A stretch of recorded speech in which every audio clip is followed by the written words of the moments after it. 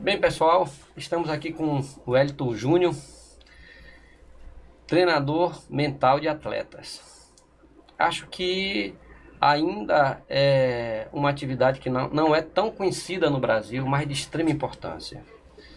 Eu diria que não é o futuro, é o presente, é uma necessidade real.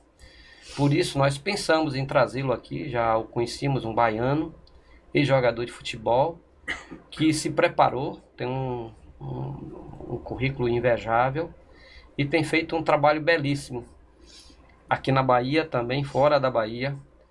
E é importante estarmos aqui porque vamos conversar com o professor Nilton Mota, grande formador de base, Rivelino Moraes, empresário e observador de atletas, Reginaldo Campos, esse que vos fala também, modesto empresário, e todos juntos, junto com o Wellington, temos uma experiência que certamente vai contribuir para você, garoto, que quer ser jogador de futebol, para você, pai, mãe, tio, avô, que quer apostar, que quer ajudar a seu pupilo, a sua criança a ser um jogador de futebol.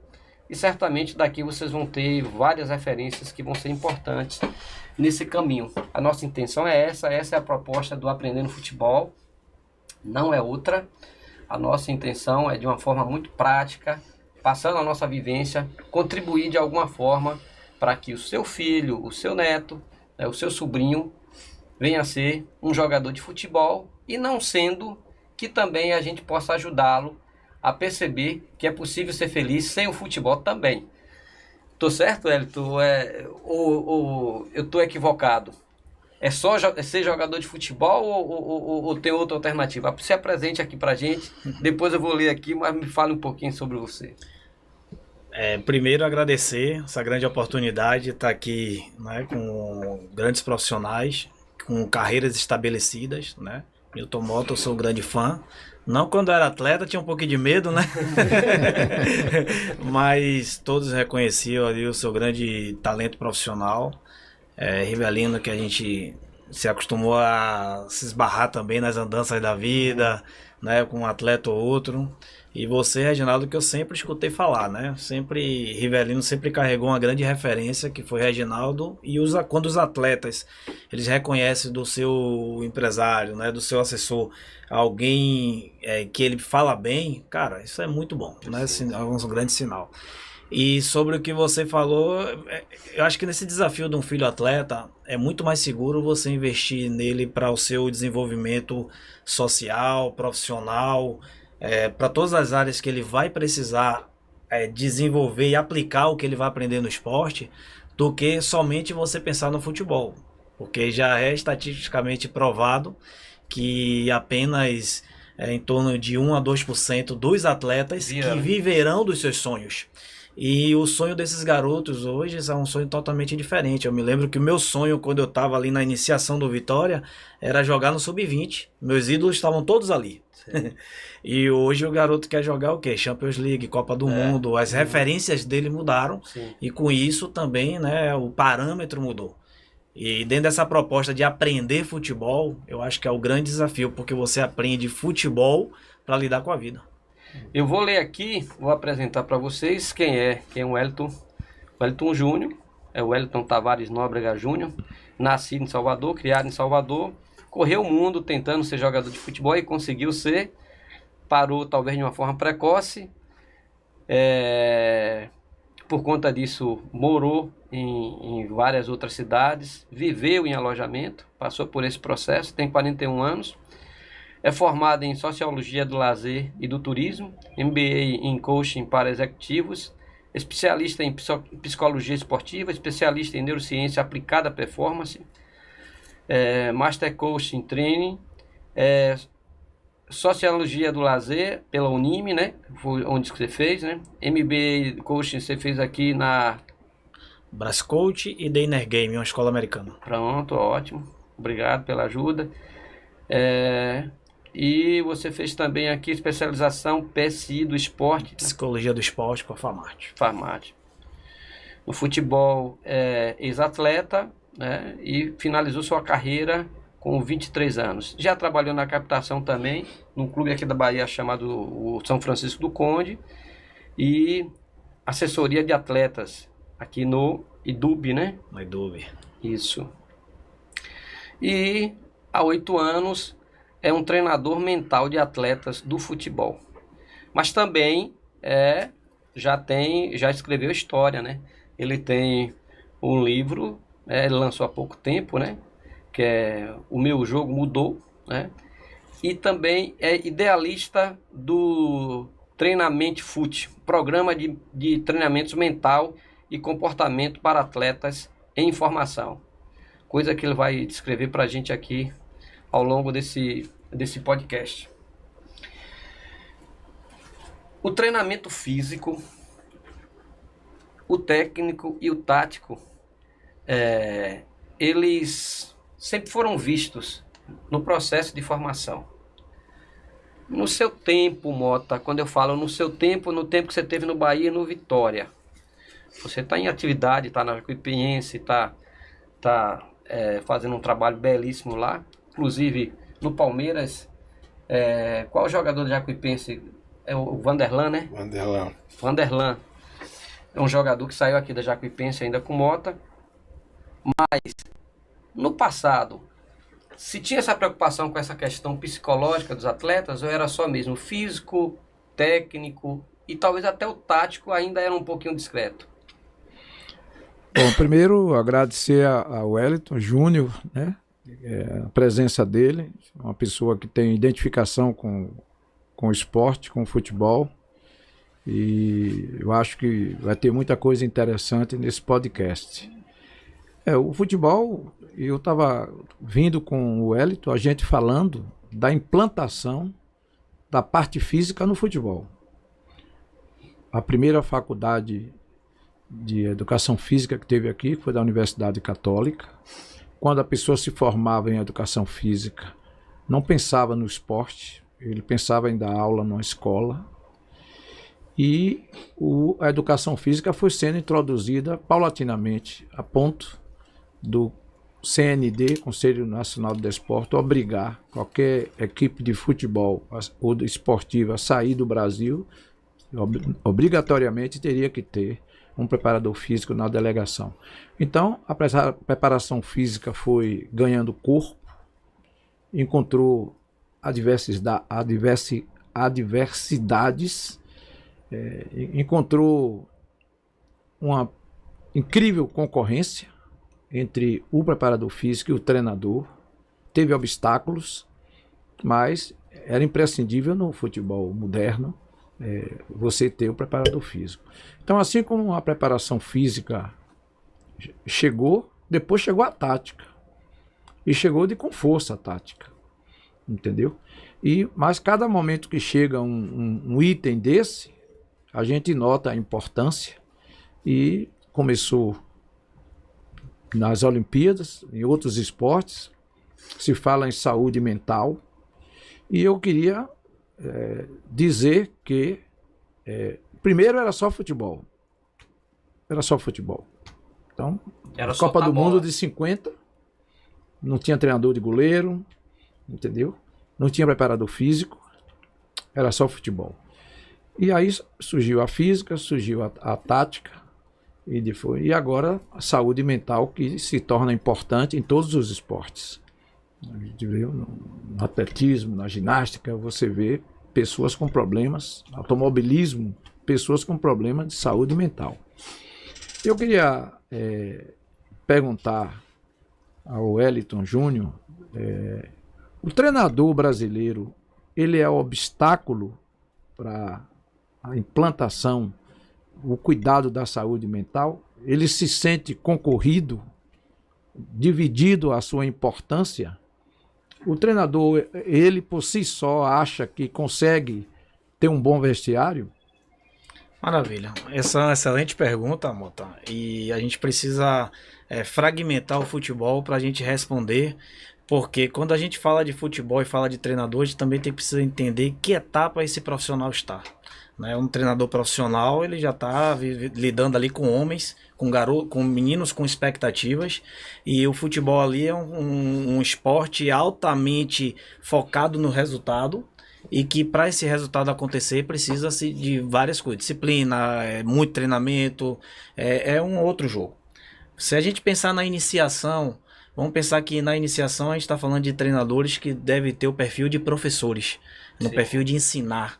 E eu acho que muito mais do que ensinar é estimular o atleta a despertar o que ele já tem.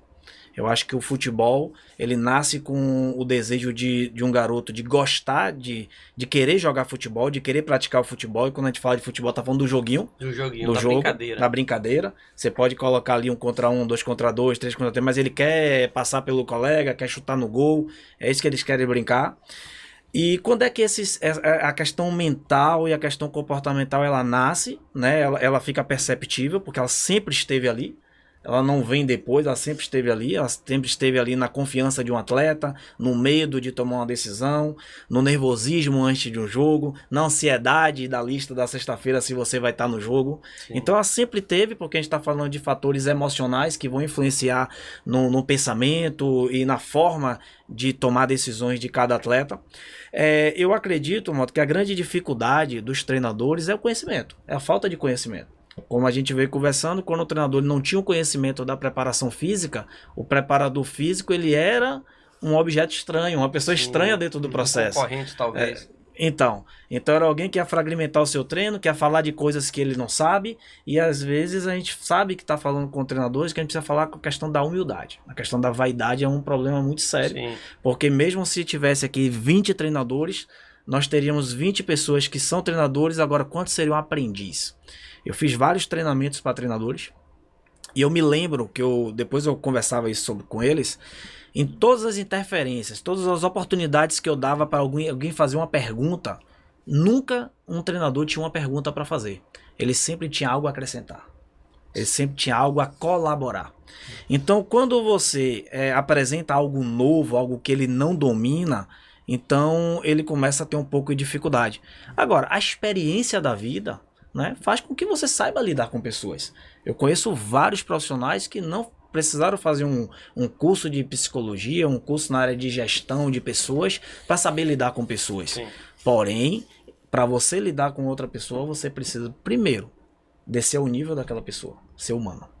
Para você entender que um atleta ele tem medo, que um atleta ele tem desejos, que um atleta ele tem preocupações, você tem que se colocar no nível dele. E a gente sabe que muitas vezes o futebol, ele não dá tempo para esse tipo de conversa, a gente precisa que as pessoas tenham resultado, e muitas vezes quem mais deveria se preocupar com esse rendimento do atleta são pessoas que somente cobram dele resultados. Então a gente distancia essa questão do treinador e atleta, e isso gera-se um problema, porque é o atleta que toma decisões em campo.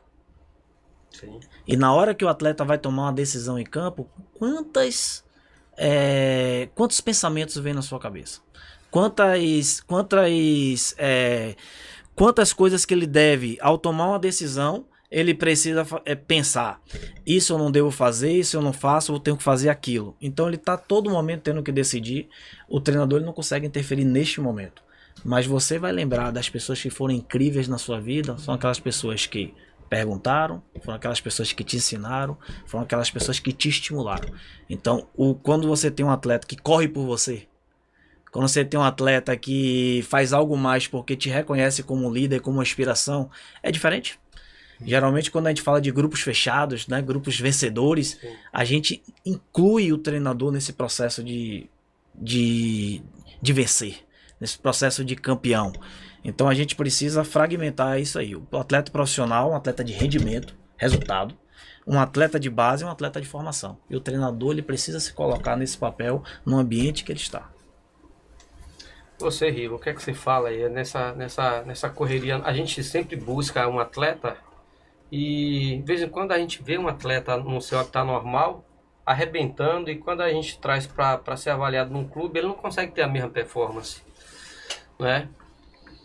Mas Tecnicamente a gente sabe que ele é bom. Silvio até na última vez que esteve aqui, né? Ele estava falando sobre isso, que eventualmente acontece isso no Flamengo, quando ele leva algum atleta, né? Ele até conversa com o treinador, ó, dá mais uma semana. É o emocional mesmo que modifica? O que é que ele ainda não tem um preparo? O que é que você entende? Na verdade, o jogo mudou realmente. Foi muito sugestiva Vou mostrar aqui, ó, dá licença do Wellington. o tema do livro de Wellington. Vou até interromper, me perdoe. Esse livro, eu acho que é muito voltado também aos pais, né? Sim, sim. Porque o pai é uma peça extremamente importante, né, nesse processo, não é isso? Uhum. Então aqui a gente recomenda que vocês adquiram, é algo que vocês, certamente pais, avós, tios, vocês vão estar se preparando para de alguma forma estar contribuindo, né, para essa mudança de jogo, né, que requer hoje um pai que esteja mais atento, não é, que seja mais atento. Então o jogo mudou. Na verdade, quando a gente vinha fazer uma avaliação no clube, a gente vinha sem pressão nenhuma, estimulado, vamos no Bahia fazer uma avaliação.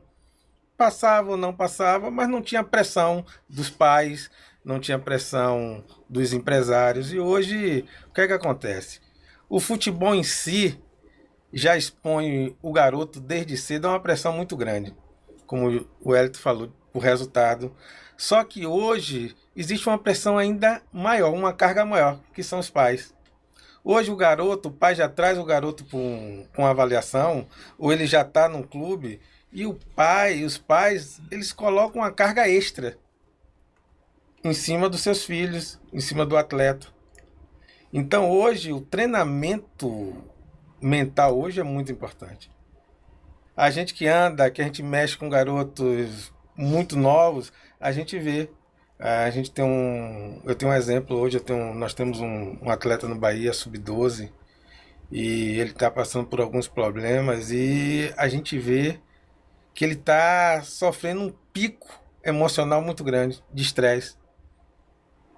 Então, se você não detectar aquilo, se você não trabalhar isso, ele não vai conseguir render. E muitas vezes é isso que acontece. O garoto vai no Flamengo hoje, ou vai no Bahia, no Vitória, no São Paulo, e ele já vai com uma pressão muito grande dos pais, que precisa ser aprovado, que tem que fazer isso, tem que fazer aquilo. Muitos, quando tem oportunidade, os pais ficam no alambrado, gritando, chuta, passa, dribla, aquela coisa. Então é uma carga emocional muito grande em cima do atleta hoje, desde cedo.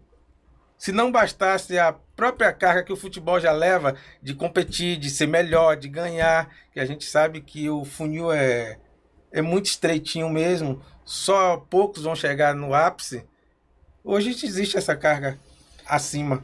Mas, velho, tu me diga uma coisa, o pai também não seria vítima? Porque, de certa forma, vítima de si mesmo, da sua vontade de ver seu filho, não apenas, Mota, ser um grande jogador de futebol, mas se realizar, porque é um desafio para ele, né? Então, esse não é um sentimento que como pai, você, entendeu? Mota, você, não teríamos essa ansiedade, né?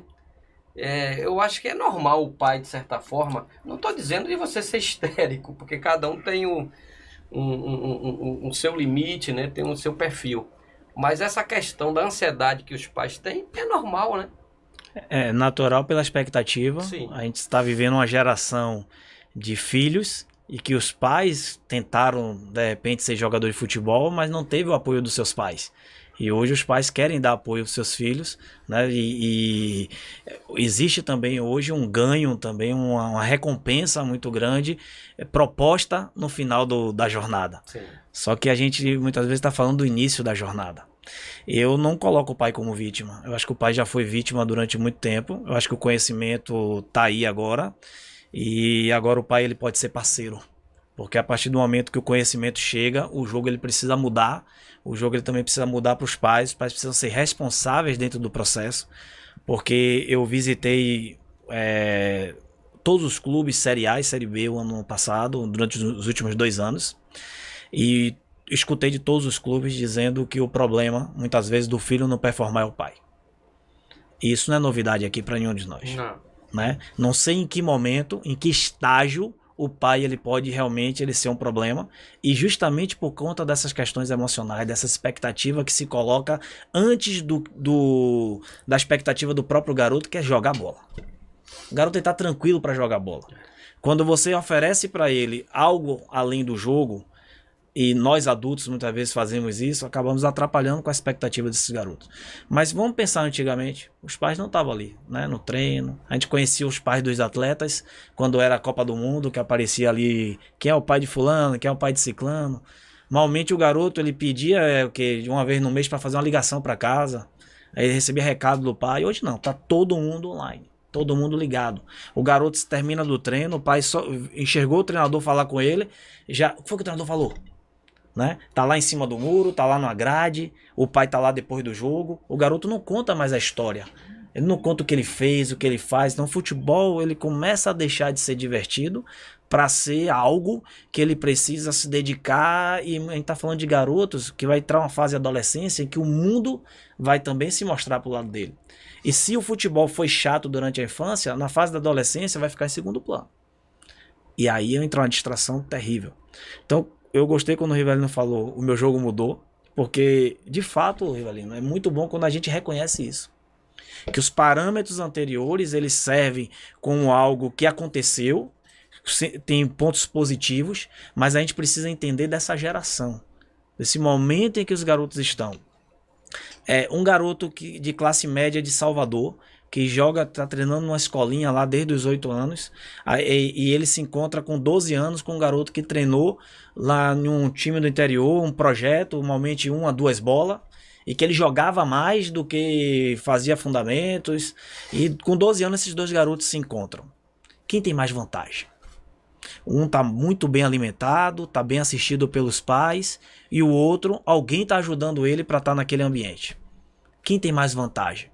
Então a gente deveria fazer essa pergunta, porque muitos pais falam comigo assim, ó, Mota, se o meu filho tiver todos esses treinamentos, ele pode ser um garoto cheio de habilidades como o Vinícius Júnior ou Neymar? Então a gente não pode enganar os pais. Sim. Né? Então o garoto ele já traz algo de acordo com os estímulos que ele tem da própria vida. Sim. Cabe ao ambiente onde ele está, ele ser preparado para o desafio seguir. Esse garoto, quando ele chega dentro do clube, Reginaldo, ele vai conhecer outros garotos que já estão dentro do clube. Ele vai conhecer um futebol que não foi apresentado para ele. É tudo diferente. É outro futebol. É outra coisa. É outra coisa. A depender de como ele seja acolhido, isso vai impactar. Que é o grande. Eu acho que a gente falou isso aqui na Recepção. A recepção. A recepção na base, tá aí, diretores, aí. Vocês estão vendo aqui, ó, vamos dizer assim, o chão da fábrica falando para vocês.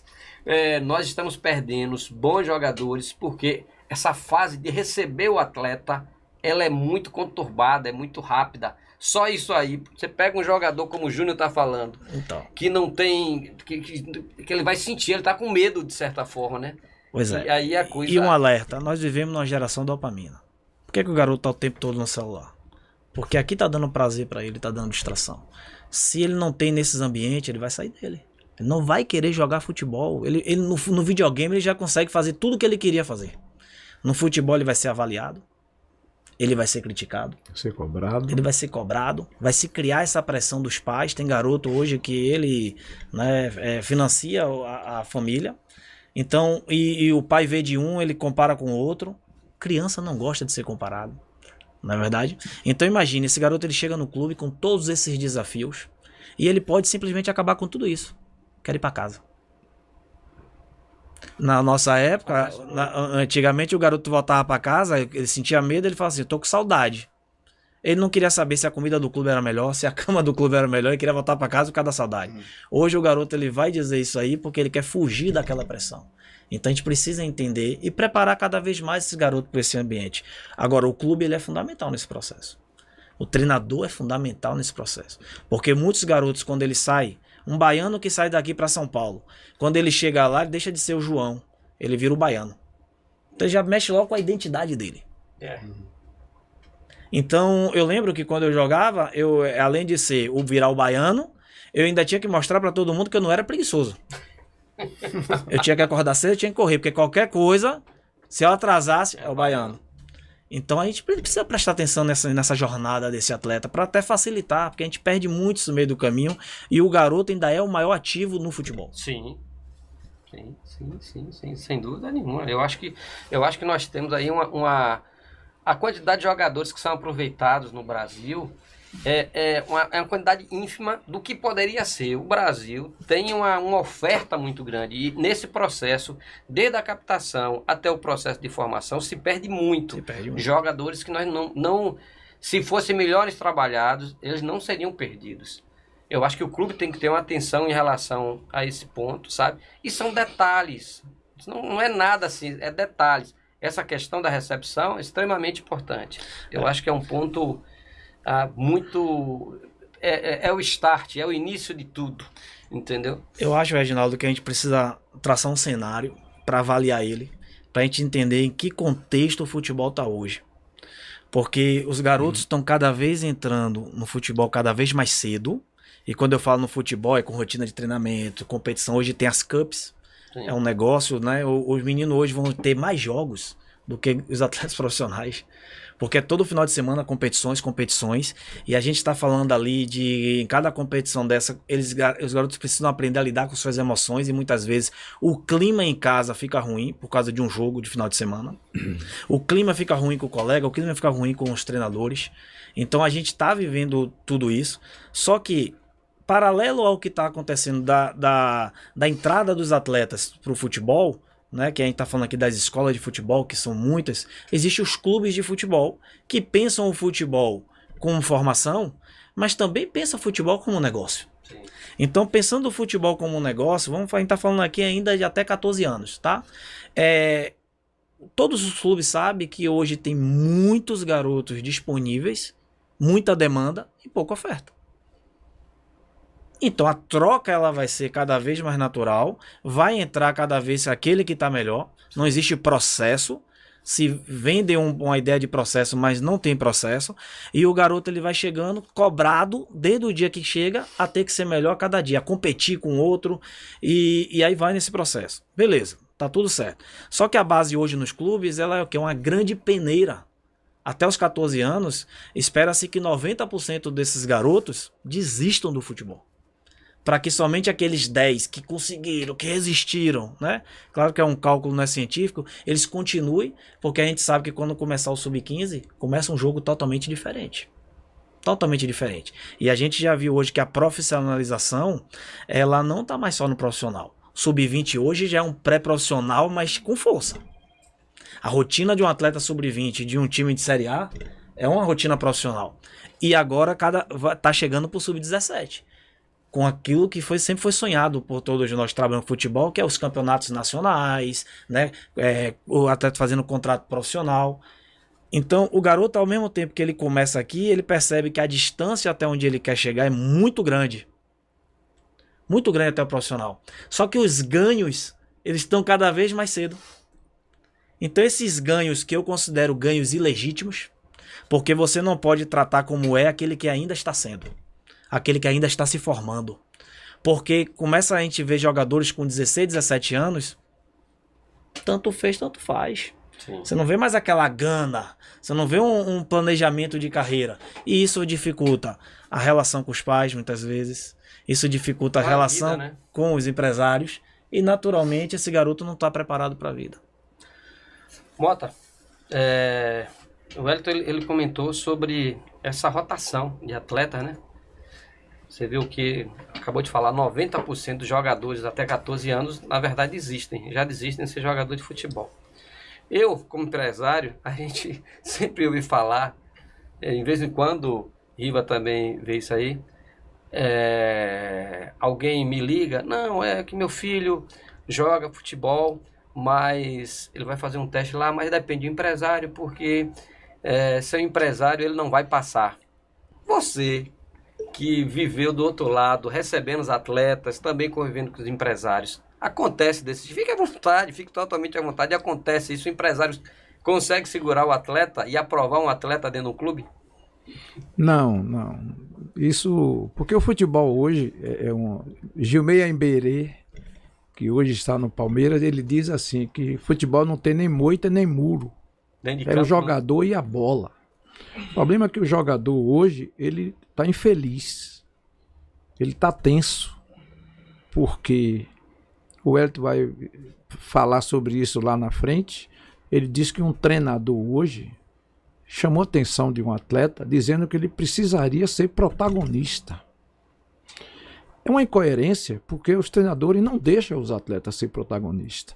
Então o jogador hoje sofre pressão em casa, sofre pressão no clube através de seu treinador, que cada vez mais, ele para entrar no clube, a recepção é árdua, é difícil, porque não tem. Eu me lembro, no meu tempo forte do Vitória, em que a gente trazia jogador de tudo quanto é lugar do Brasil, vários jogadores, Alexandro, Alec Gol, no primeiro dia no Vitória, ele disse que queria ir embora. Mas eu tinha uma pessoa no Vitória, grande profissional, que está no Fluminense do Rio hoje, Leiva. Leiva era a pessoa que dava ao atleta essa confiança, fazia com que ele não estranhasse a saudade, primeira vez de casa, e ele convenceu o Alexandro a permanecer. Então, a saúde mental dele foi restaurada, entendeu? Foi clareada. Então, isso é importante. O que eu vejo hoje, em cima desse fato do treinador que pediu para o jogador ser protagonista, entendeu? O fato da saúde mental ser importante, mas ela se torna uma coisa meio difícil, porque tem que ter compreensão do clube, do time, e isso não se torna uma coisa elitizada, já que o futebol brasileiro está se elitizando, competição demais, os pais têm que estar pagando para disputar competições. Hoje no Brasil, um menino disputa mais competição do que aprende, do que treina. E o pai acha que o menino disputando competição vai evoluir. O que evolui é treino. O que evolui é repetição. Porque a competição é bom e não é. Só competição não serve. E como os pais que podem pagar, os filhos jogam, o futebol no Brasil está elitizando. Então, esse obstáculo de ser uma coisa assim pouco acessível para um time mais pobre, de pensar em saúde mental, e essa participação cada vez mais efetiva do pai e do treinador, tolhindo do jogador a liberdade, porque ele, para ser feliz, tem que ter liberdade. E ele está sendo pressionado. Isso não é um obstáculo para a saúde mental ganhar corpo e ganhar espaço dentro do futebol? Imagine na cabeça de um atleta, né? O complemento desse livro é justamente, eu falo que o jogo mudou, mas eu falo sobre o verdadeiro jogo que acontece na mente de um atleta. Imagine a confusão na cabeça dele. Ele está lá treinando e você descobrir esse jogador lá no interior. E ele está treinando no ambiente dele e ali ele está performando e alguém viu, né? O Silvio viu lá do Flamengo, viu, gostou e falou assim: poxa, eu vou levar para o Flamengo, vou levar para um clube. O sonho desse garoto, né, tá maravilhado. Ele não tá no Flamengo, mas ele tá entrando pela porta do Flamengo. Eu costumo dizer que as escolas, os clubes de futebol, a base, ela tem que ser pensada de fato como uma escola. Sim. Com você tá ali para aprender. E se você não passar de ano, você não vai ficar. Você tem que aprender esses conteúdos. Agora pense que o garoto chega lá, ele vai ter acesso. Um garoto que sai de uma escola pública. Ele consegue entrar e performar logo numa escola particular, uma escola boa da cidade? Não. Vai levar um tempo. Tem muitos garotos que vão pro clube e o pai fala assim: eu quero uma bolsa. Mas o menino não quer.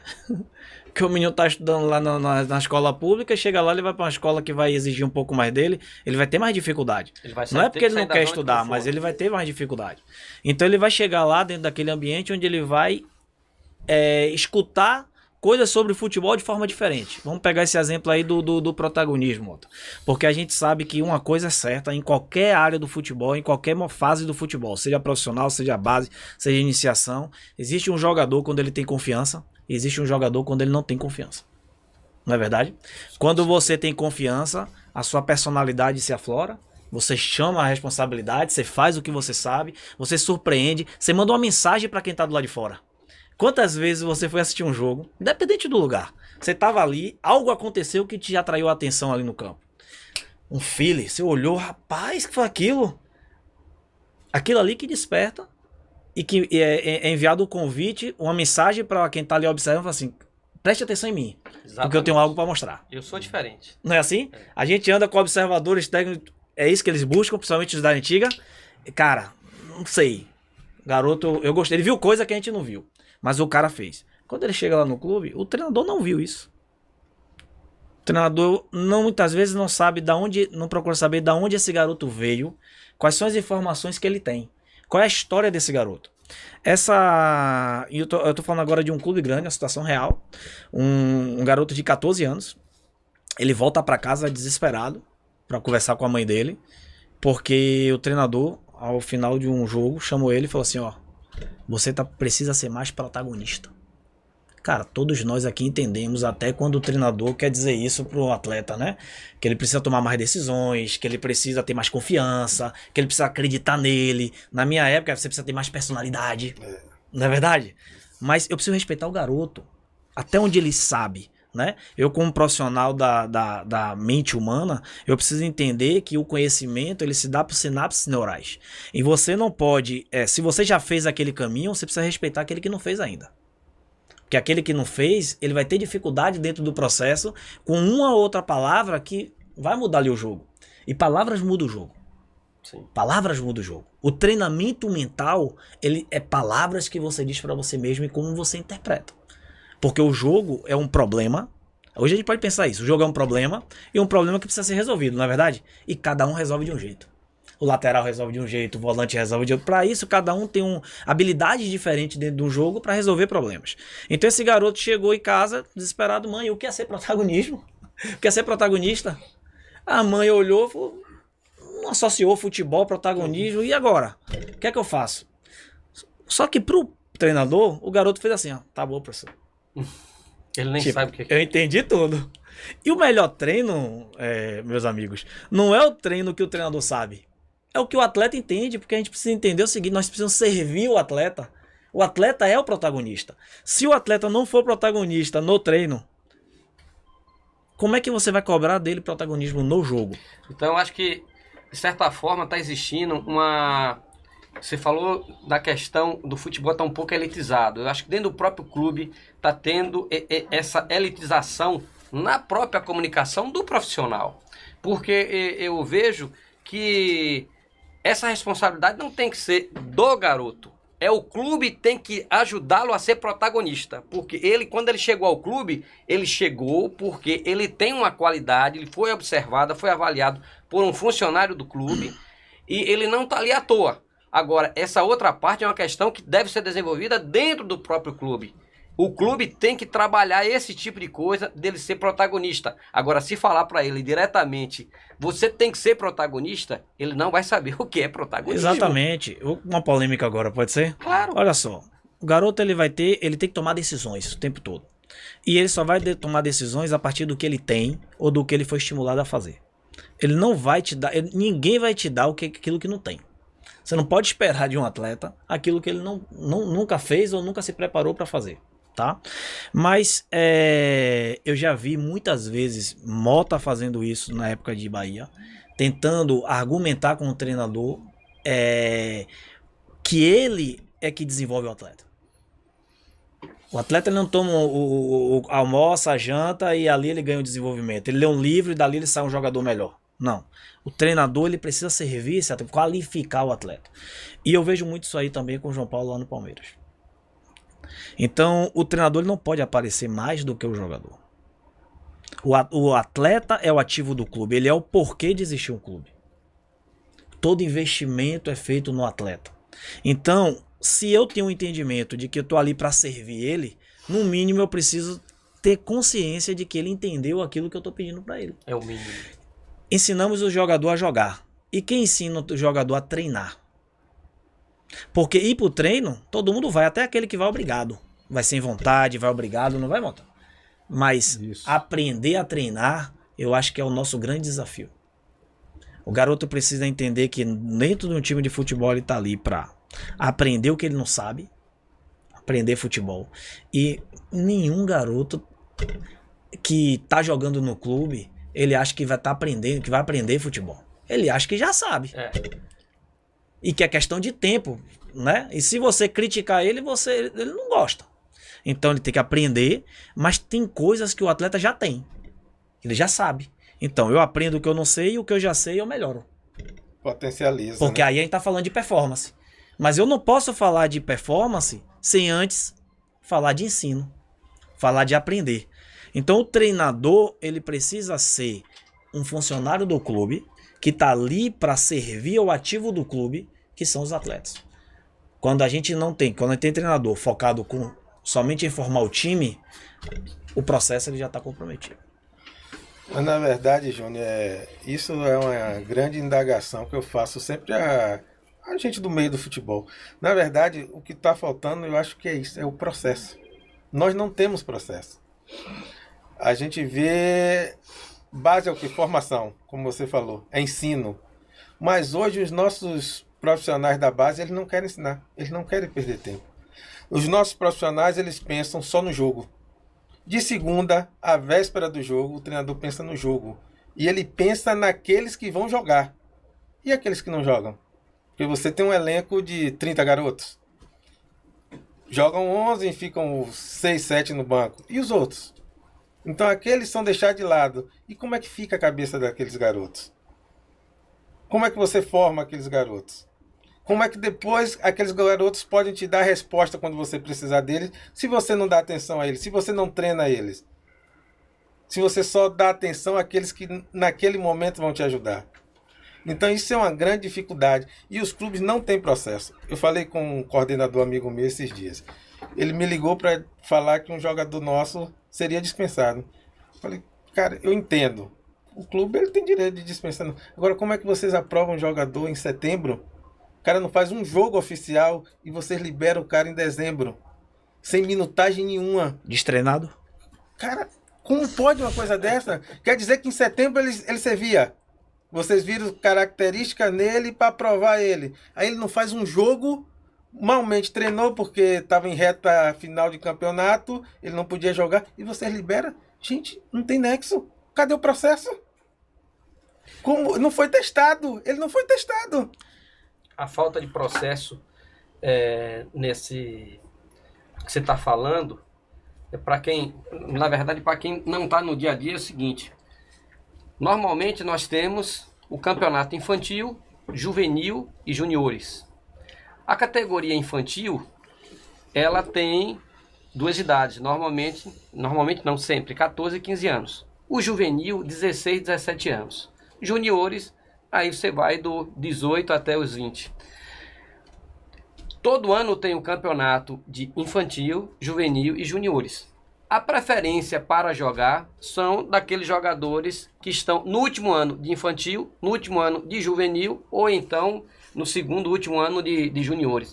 Isso quer dizer que, como o Rivelino falou, se o treinador está preocupado em ganhar o campeonato, ele vai ter um prejuízo muito grande na formação daqueles atletas do ano anterior, porque poucos do segundo ano, do primeiro ano de juvenil ou de infantil ou de juniores vão jogar. Ou seja, essa falta de processo está prejudicando a formação do atleta, porque você prejudica um ano de formação desses atletas. É isso, Mota? Você que... Reginaldo, tem clube que chega a dizer assim, é um ano bom, um ano ruim. Então a categoria é sub-17. Então o time de 16 anos é o time B, já começa dizendo isso. Aliás, tem coisas no futebol que eu não entendo. Por exemplo, vai ter uma pré-eleção no intervalo. Os reservas ficam batendo bola.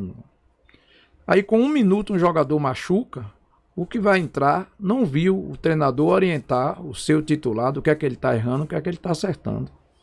Ele então abraça o jogador e mostra um campinho magnético ali, pronto. Então ele já resolveu. Há uma distinção entre o titular e o reserva nos clubes. Até se brinca dizendo que nos coletivos o treinador rouba para o time titular, que o time titular não pode perder para o reserva. Então o reserva não recebe orientação, o reserva não vê a instrução no meio do time de vôlei e basquete, vai ter uma pré-eleção, o reserva fica à parte. Então do futebol, principalmente brasileiro. Existe distinção entre o titular e o reserva, entre o jogador medalhão e o não medalhão. E aí começa a ter uma série de coisas que a gente vê que prejudica o futebol. E a gente não quer fazer podcast aqui só para ficar criticando, mas a gente está num país que um jogador como o Endrick, ele basicamente ganhou o jogo contra o Botafogo. Ele chamou a responsabilidade e ele pediu desculpa depois. Então, no Brasil, ser protagonista tem que pedir desculpa. Ele pediu desculpa aos colegas, que eu achei bonito aquilo, por um lado, pela humildade dele. Entendeu? Se for sincera, tá ótimo, ele tá no caminho certo. Então, o cara decide o jogo, é o melhor em campo, ganhou todos os motorrádio, como dizia antigamente. Ele desequilibra e depois ele pede desculpa aos colegas e ao público, de um modo geral, que ele foi protagonista. Eu fui o melhor em campo, eu arrebentei, quero pedir desculpa. Quer dizer, ele pediu desculpa. Então, no Brasil, hoje, ser protagonista tá difícil. E a mãe do colega que perguntou o que era protagonista para o Wellington Júnior, é igual a um jogador sub-20 do Vitória, que um treinador reclamou com ele, porque quando o meia pegava na bola, naquele tempo tinha meia, e queria que o jogador fechasse em diagonal. E chamou atenção no intervalo. E aí o jogador disse: professor, me desculpe, o que é diagonal? Quer dizer, é um jogador sub-20. Nós não estamos caracterizando aqui que o jogador pensa pouco. Teve um jogador do Vitória que disse que nós somos burros mesmo. Nada disso. Tem muito jogador inteligente. Sim. O jogador de futebol, ele tem uma meta, porque, como diz Evaristo, duro é o jogo. Seria bom. Futebol até é ótimo. Viagem, né? Hotel bom, comida boa, comida melhor do que a de casa, mas tem um jogo. Então, duro é o jogo. Então, em futebol tem muito jogador inteligente. Agora, a gente está aqui para tratar de saúde mental. A saúde mental, você acha que os clubes colaboram com saúde mental? Hoje, quais clubes que você sabe que tem profissionais contratados para implantar a saúde mental dentro dos seus elencos de formação? Bom, Mota, nessa andança também pelos clubes, uma excelente pergunta. Nessa andança pelos clubes, eu sempre procuro saber onde é que fica o departamento, né, de psicologia e saúde mental do clube. E a gente vê assim boas ideias, né, boas ideias do que fazer, mas eu tenho uma crítica sobre isso. Eu participei em janeiro de um congresso, ano passado, né, um congresso de ciências do futebol, e ali estavam profissionais da área de psicologia, da área da pedagogia, assistente social, que são profissionais hoje muito ativos dentro do clube, né, principalmente para essa garotada da iniciação. Eles são fundamentais ali para poder cuidar do cronograma de estudos, né, de criar ambientes além do futebol, porque o garoto precisa saber que não só existe futebol, existe outras coisas, outras inteligências que ele precisa desenvolver, e isso é importante. Mas a minha grande crítica é o seguinte: o garoto, quando ele entra no clube, o desejo dele é ser jogador de futebol. E quando ele encontra profissionais que ele pensa assim: aquele cara vai me ajudar a ser um jogador de futebol. Então, o grande desafio da psicologia e das áreas de suporte ao futebol é criar ambientes que dê esse atleta uma vivência de mundo, mas que ele consiga pegar essa vivência, todo esse ganho, e encontrar aplicabilidade no futebol. Porque eu tenho certeza do seguinte: os atletas ainda entram no clube por conta das suas qualidades técnicas. Ninguém vai entrar no clube porque é bonzinho, porque não falta aula, porque é bom filho. Ninguém. Conhece esse, Mota?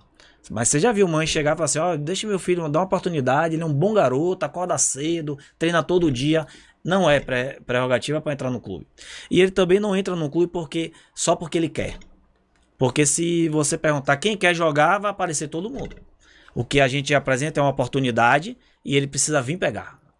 E no ambiente que todos querem, existe um ambiente de competição, onde várias pessoas querem, e se todo mundo tem o mesmo objetivo, agora o que é que eu preciso fazer para me destacar? Desenvolver minhas habilidades.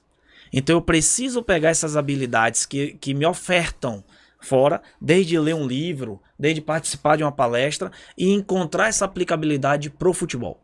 Porque conversando com treinadores, na última etapa do processo, sub-17, sub-20, como a gente falou, não tem processo. Então a gente não sabe, o jogador usufrui daquela estrutura enquanto ele está no clube. Mas depois que ele sai do clube, não tem nada, né? Mas vamos pensar um jogador que tem 3, 4 anos no clube. Lá sub-17 tem jogador que tem 3, 4 anos no clube. Você precisa entender qual aquela estrutura, o que é que proporcionou para aquele atleta dentro do jogo de futebol, que é o que ele vai ser cobrado e aonde ele vai ter as ascensões enquanto atleta. E os treinadores me dizem o seguinte: Wellington, a grande dificuldade do atleta hoje é a questão cognitiva e a questão mental. Alguns sabem diferenciar o que é o cognitivo e o que é a mentalidade, mas alguns colocam tudo no mesmo pacote. O grande problema do atleta hoje é a mentalidade, ou então o grande problema do atleta hoje é o cognitivo. Às vezes nem o profissional sabe diferenciar esse tipo de situação. Então, estamos preparando esse atleta também para desenvolver essa mentalidade, para o atleta ele entender o motivo do treino, para ele entender um pouco sobre por que ele treina aquela atividade, né? O que é que ele vai fazer no futebol quando vai jogar uma competição. Ele precisa ir no aeroporto, ele precisa chegar no hotel, qual o comportamento que ele tem que ter, qual o relacionamento que ele vai ter com um garoto da cidade de Salvador, outro garoto de São Paulo, de repente hoje chega um boliviano, chega um uruguaio. Que tipo de relacionamento? Eu viajei com alguns atletas para a Europa com garotos de escola particulares. E chegou lá, o garoto, a gente estava no estádio do Benfica, sendo recepcionado numa turnê lá dentro, e um garoto chegou para mim e perguntou: que time é esse? É grande? Ou seja, ele está sonhando em ir para a Europa, mas ele não reconhece nada que tem lá. O Hendrick chegando no clube hoje, falando inglês e falando espanhol, mostra pra gente, de fato, que o jogo mudou e quem não se preparar para esse jogo vai ficar cada vez mais para trás. Porque como não tem processo e o processo é de avaliação de peneira, 10% vão continuar, porque de 10% tirar 1 é mais fácil do que de 90%, não é isso? Sim. O jogo mudou. Não, sem dúvida nenhuma. Ô, Júnior, em cima disso, para não perder meu raciocínio, eu tenho um grande exemplo de como, se você acolher, se você der atenção, e se você formar todos os atletas que estão na sua mão, você consegue obter resultados que você nem espera. Nilton Mota foi convidado para ir para o Cruzeiro. E lá, primeiro ele foi para o Itaúna. E o Cruzeiro já tinha um time formado, infantil, muito bom. Dudu, Thiaguinho, que era fenômeno naquela época. E os jogadores que chegavam, que eram aprovados, que possivelmente ficariam em segundo plano, até porque muitos eram o Infantil B, ia para o Itaúna, com Mota. E nisso nós levamos Seba e assim. E Mota, junto com a equipe dele, formaram o Infantil e disputaram o Campeonato Mineiro como time B do Cruzeiro. Esses jogadores que ficariam lá, treinando muitas vezes atrás do gol, treinando 15 minutos. Destreinando, né? Entendeu? Sendo destreinados, foram para um clube que tiveram atenção, tiveram treinamento, tiveram profissionais especificamente para desenvolver neles o que eles tinham de melhor. Qual foi o resultado final, Mota? O Itaúna foi campeão mineiro infantil, quebrando um paradigma de que só Cruzeiro, Atlético e América ganharam o campeonato. É o único clube do interior mineiro que foi campeão de alguma categoria, fora esses 3 gigantes, né, da divisão de base lá. E com o treinador Sérgio Moura, que é um top no futebol. Sérgio Moura é uma sumidade em conhecimento de futebol, de base, de formação, e está nos Estados Unidos. Mas foi uma demonstração. O time do Cruzeiro, nós demos 4-1 dentro da toca, e tinha Lucas Silva, tem vários jogadores conhecidos, e a gente com jogadores até que tinham sido dispensados de Bahia e Vitória, como Gil Bahia, né, lateral direito, Vitória mandou embora, entendeu? O próprio Seba, que disputou o campeonato aqui. Era da BB. Enfim, isso aí é fundamental. E o mesmo Sérgio Moura, dirigindo o Bahia, se tornou campeão baiano dando 5-2 no Vitória dentro do Barradão, quando o Vitória jogava pelo empate e botou 2-0 no primeiro tempo. Então eu tenho citando esse exemplo que você puxou. Depois João Paulo fica dizendo que você está puxando meu saco. Mas eu dou esse exemplo porque Sérgio Moura tem muito isso. Ele cumpre a função do treinador verdadeiro. Ele fez uma substituição nesse jogo que deu 5-2, que o treinador do Vitória era o finado Amadeu. Ele botou Vander no jogo. E Vander era um jogador que estava no banco, extremamente motivado, entrou, arrebentou com o jogo. E você ganhar do Vitória, então campeão, de 5-2 dentro do Barradão, quando o primeiro jogo foi 1-1, foi uma coisa assim espetacular, provando que ali, no momento que o Vitória começou a perder o segundo tempo, o Vitória se desestabilizou e a saúde mental dos atletas foi realmente posto em prática. Então, isso é uma coisa fundamental e é uma tarefa difícil. Talvez seja a nova vertente do futebol, dessa que Reginaldo falou no início, né, entre técnica, tática, física, de ser implantada, porque precisa ter compreensão dentro do próprio clube da importância. Porque tem muito treinador que se diz que é psicólogo e tem curso de psicologia. E é preciso o treinador ter autoridade, mas ser simples, mas ser humilde e reconhecer que se o trabalho for de equipe, as possibilidades dele ser vencedor aumenta. Entendeu? E eu citei o exemplo de Sérgio Moura, porque ali foi um trabalho de superação, foi um trabalho de bom ambiente, foi um trabalho... O nosso goleiro era Juan, entendeu? Juan hoje...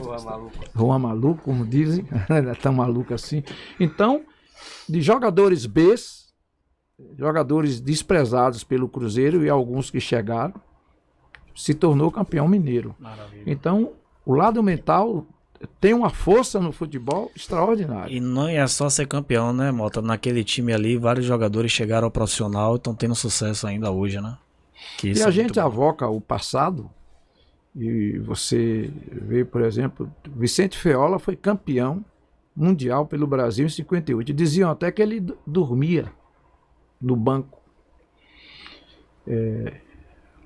Ele deixava o time jogar.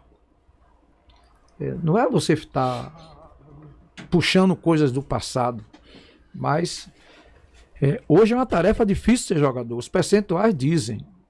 Tarefa difícil o cara se virar um jogador profissional, porque ele encontra obstáculos demais. E se ele não tiver guardiões dentro do próprio clube, do ambiente de trabalho, vocês citaram uma coisa aqui fantástica, que era um dos maiores problemas que eu enfrentava quando estava em clube grande. O jogador vinha do interior, num colégio municipal de sua cidade fraquíssimo, e de repente, mercê da nossa amizade, a gente conseguiu uma vaga em colégio de nível, como um colégio integral, entendeu? Que a gente tinha amizade com o nosso Zenga, né? E ele, às vezes ele dava bolsa a jogadores. O jogador tinha dificuldade. Ele não tinha base para entrar num colégio daquele. E então, isso leva para o campo. Eu levo para o campo hoje. O jogador, o que ele sabe, ele não tem conhecimento, capacidade de compreender de logo aquelas exigências táticas que o treinador lhe apresenta.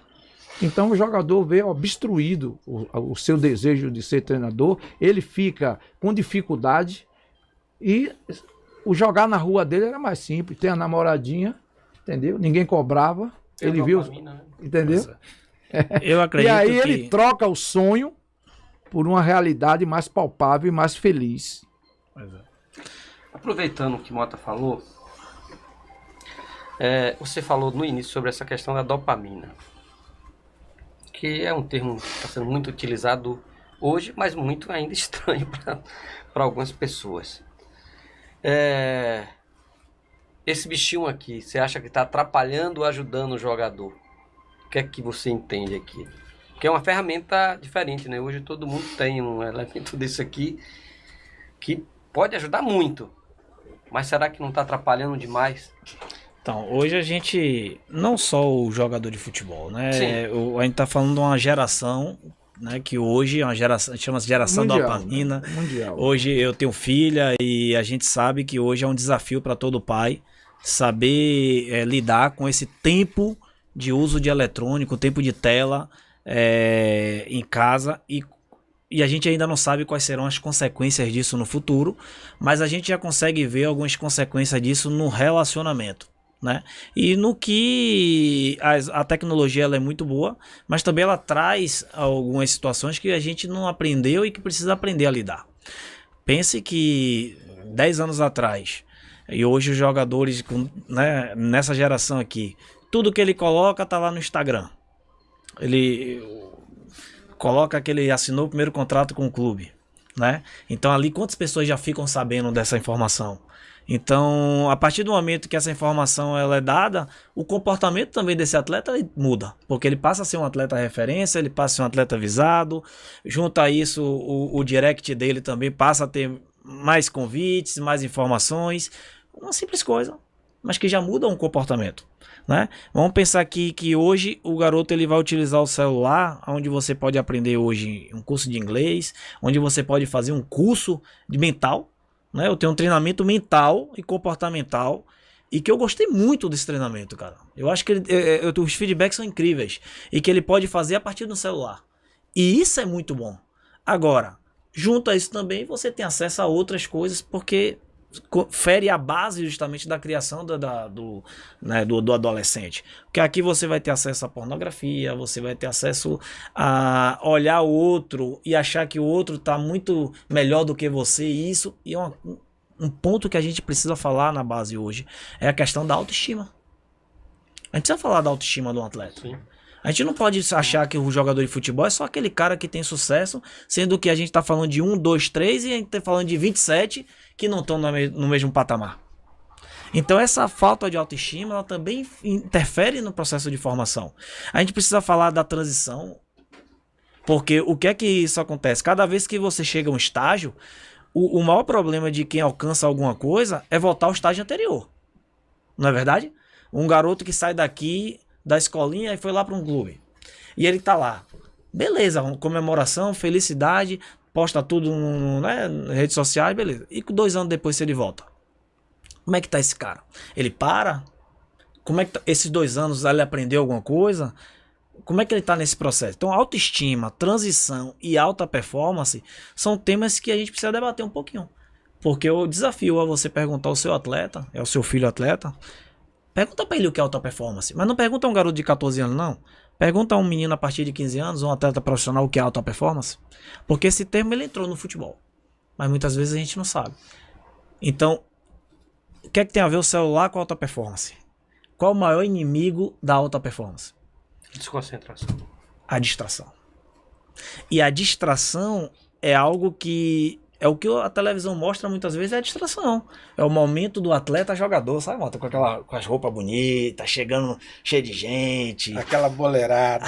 Isso aí o atleta adora. Eu lembro de um atleta, quando eu trabalhava com assessoria, um atleta do Bahia, eu falei pra ele, ó, um dia, quando seu contrato acaba em janeiro, fevereiro não tem salário não, viu? A roupa envelhece, celular fica defasado, e aí? Eu acho que você falou uma coisa que de certa forma traz para o popular o que é saúde mental, porque é moda de certa forma hoje a gente falar sobre saúde mental, mas ao mesmo tempo é muito simples, porque quando nós falamos de ser jogador profissional, a competitividade é muito alta, tem que ser observado detalhes. Você não pode ter espaço para a distração. Só que nós vivemos numa sociedade que nos impele a sermos distraídos, inclusive adultos. As crianças mais ainda. Quando falamos do celular, é por isso. Aqui nós conseguimos, em tão pouco tempo, algum tipo de dopamina, de alegria, de prazer, que nos faz tirar do verdadeiro compromisso e do verdadeiro caminho. Esse é o trabalho que tem que ser feito por um profissional, um treinador mental. O Wellington Júnior, ele faz esse trabalho, é algo que é extremamente importante. Complementando, eu sei que alguns diretores, talvez até amigos também, podem ficar chateados com a gente, Mota, Rivelino, porque dá a impressão de que a gente está falando mal. Não. E a nossa intenção não é essa, porque a gente não está querendo vender aqui uma coisa, um desastre para ter seguidor. Não é isso. A nossa intenção é agregar, sim. Agora, para agregar, a gente tem que expor os nossos posicionamentos. E são, talvez vocês não nos conheçam, e é normal, o Brasil é muito grande, não é? Mas estão falando aqui pessoas que vivem há mais de 20, 30 anos com o futebol, trabalhando com futebol, acompanhando garotos, acompanhando treinadores, diretores. No dia a dia, já vimos jogadores de 13 anos se tornarem grandes jogadores profissionais, temos assim, e já vimos também garotinhos de 13 anos hoje estarem trabalhando com seus pais e sendo felizes. Então, a nossa intenção, de forma nenhuma, não é chegar aqui e falar, não, está tudo errado no clube. Não está tudo errado no clube. Não está tudo errado na CBF. Tem muita coisa boa. Esses cursos da Academy são interessantíssimos, vieram legal, acho que de certa forma fizemos crítica mais em relação a viabilizar o acesso desses cursos para que as escolinhas também possam ter, para que as pessoas com um poder menor aquisitivo possam ter, e isso não está acontecendo. É necessário ter o conhecimento, sim. Então, não estamos aqui querendo depreciar a imagem de nenhuma entidade de forma nenhuma. E se hoje, Silvio, aqui na passagem dele, ele fez uma pergunta para a gente e procurou qual era o profissional que estava mais em crescimento dentro do meio do futebol. Nós três aqui perdemos, porque foi o que ele falou. Na verdade, seria hoje o personal do jogador. Técnico. Hoje os estúdios estão à febre. E agora, eu acrescento para vocês, é o treinador mental. Sabe por quê, clube? Porque você não faz isso. Só por isso. Porque essa questão técnica e a mental já deveria ser trabalhada dentro do clube. O Wellington Júnior agradece. Pois é. Não estamos querendo depreciar. É só uma questão de posicionamento de uma forma...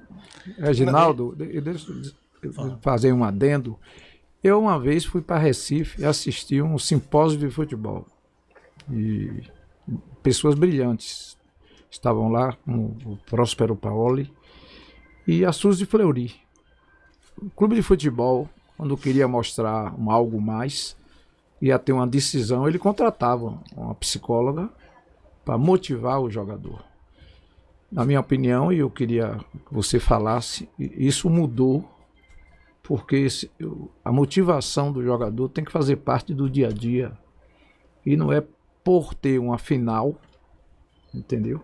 Por ter um psicólogo acompanhando o time, que o time vai ganhar o jogo. Eu acho até que o Brasil, quando tomou 7-1 da Alemanha, tinha um psicólogo. E vai dizer que o psicólogo não é útil? Não é. Então, qual a diferença dessa psicologia do passado para o que você se propõe a fazer e faz muito bem? Da saúde atual, principalmente no lado que nos compete aqui, de divisão de base. Excelente pergunta. Fugir, né, somente da questão motivacional, que é muito importante, porque por mais que a gente entenda que a motivação de um atleta, e quando muitas vezes a gente escuta, o cara joga futebol, ganha dinheiro e como é que vai estar triste? Como se tivesse, né, realmente uma coisa a ver com a outra. Imagine quantas informações Mota, um atleta tem na véspera de um jogo. E basta uma palavra, Mota. Vamos lá, uma palavra. O rapaz está se preparando para o jogo e antes ele pega o celular e vê uma mensagem. Bateu. Só um áudio. Bateu. E aí? O que é isso? Interfere? Você consegue pegar um botãozinho e desligar e falar assim, não, eu vou entrar, vou jogar e depois eu ligo o botãozinho e... Não. Então, palavras, elas são importantíssimas.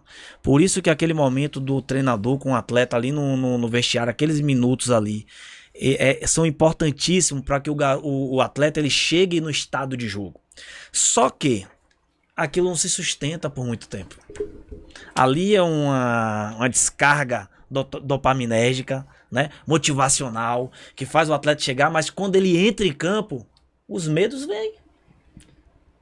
O jogo também tem seu próprio vocabulário.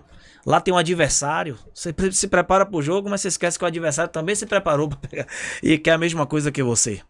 A torcida adversária. Então é muita coisa acontecendo. Então o atleta, e aí entra na questão de mentalidade, o atleta ele precisa entender que ele não é o super-homem, ele não é o super-herói, mas ele é o homem na arena. Ele é o protagonista. Ele se preparou para estar ali. O que é que se esperam dele? Eu me lembro de trabalhar com atletas em transição, que eu acho que é o maior problema com empresários, é quando o atleta, você faz um excelente contrato com ele no sub-20, e ele vai pro profissional, e que a partir dali a vida dele muda, né? Porque ele passa a ter um carro, ele passa a ter casa dele, passa a ter dinheiro, passa a ter outra vida. No contrato que ele assina, é um contrato de imagem, não é verdade? Que na base ele não assina. Então eu falava pro atleta, ó, quando você tá aqui em campo, não é o Severino de Almeida, não, é o jogador tal. A torcida paga pra te ver ali, o clube investe em você e eles querem de você resultado. Então o que é que esperam de você? Algo que você nunca fez? Não, mas algo que você já fez, que você tá preparado para fazer. Então o atleta ele precisa cada vez ele entrar, ele ter essa consciência. A consciência de atleta, ela não pode acontecer só na hora do jogo, mas ela é construída dentro desse processo. Ele sabe muitas vezes uma coisa, que ele tem muito a ganhar, mas ele também tem muito a perder. E quando os atletas banalizaram essa informação e eles perderam, eles viram que perderam algo que eles nunca tiveram nas mãos, porque não conseguiam sustentar aquilo ali. Então eu falo para os atletas, ó, se você não fizer o que precisa ser feito, alguém paga. E sabe quem é que vai pagar primeiro? A sua família. As pessoas que você ama. As pessoas que você não gosta, não vai mudar nada na vida dela. Mas a que você ama vai pagar. Por quê? Porque elas criaram também expectativa junto com você. Um atleta ele precisa ser blindado, Mota, porque quando ele está indo para o jogo, os íntimos ele tem acesso àquele atleta. Não são só quem conhece ele, mas os íntimos não tem o número dele. Então ele tem que entender que 2 horas antes da partida, somente as pessoas que ele gostaria de falar, elas já têm informação sobre ele. O restante ele está blindado. Ele blindou aqui com o celular, mas ele está se blindando emocionalmente para o evento maior do artista, do futebol, que é o jogo de futebol. O torcedor não quer saber do treino, não. O torcedor quer saber do jogo. E torcedor não é consciente. O torcedor é passional. Vou fazer uma pergunta aí, me permitam aí. Queria que você dissesse suas andanças aí. Em divisão de base, um treinador muito bom em psicologia e da categoria de profissional. Um treinador profissional que também seja bom psicólogo para seus atletas. Bom, eu vou melhorar um pouco até, Motão. Eu não acho que o treinador ele precisa ser psicólogo, mas eu acho que o treinador ele precisa entender de ser humano, tá? Porque quando a gente fala psicologia, a gente tá falando de psique, a gente tá falando de mente, tá falando da alma humana, inclusive. Beleza? Então, muitas vezes o treinador ele tem que sair da posição de treinador para entender que ele tá do lado de outro ser humano. Se você tivesse uma empresa e que alguém chegou para o seu e tá chegando pro seu produto e falando mal do seu produto, você vai gostar? Que o seu funcionário tá falando mal do produto. Você vai gostar? Não vai. Você tem uma empresa e sabe que um funcionário seu tá falando mal do seu produto. Ninguém gosta. Por que um clube vai permitir que um treinador fale mal do seu atleta? Se um treinador chega... Por que você não desiste? Por que você não larga logo o futebol? Você acha que isso não tem interferência? Tem. Então existe maus profissionais por falta de conhecimento e existe alguns por conhecimento. Vamos botar um exemplo aqui maior, o Abel, que ele escreveu também um livro, né? Um livro que compartilha as ideias dele.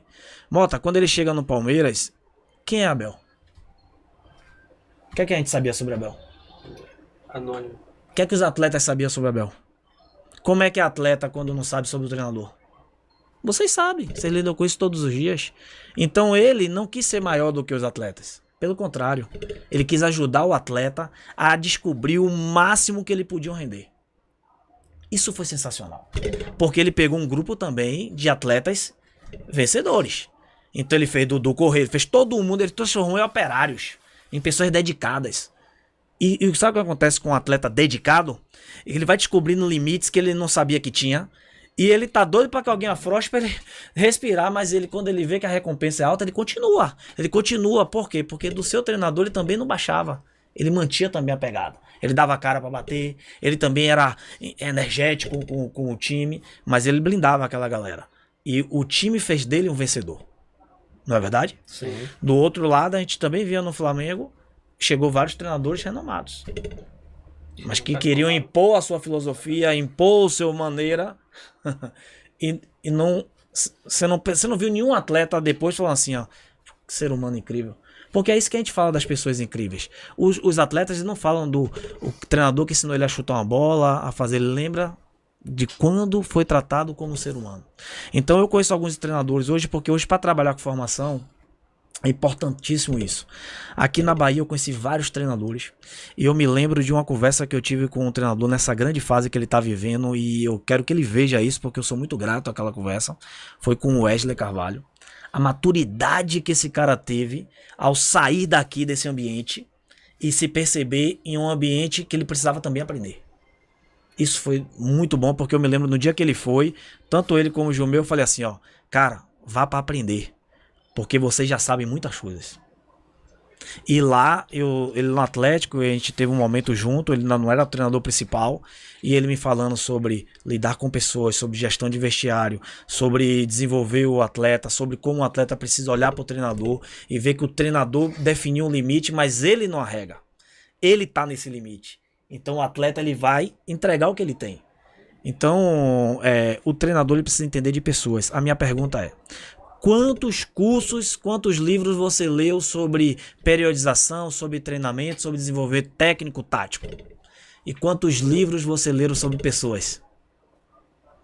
Se você trabalha com pessoas, você tem que entender de pessoas.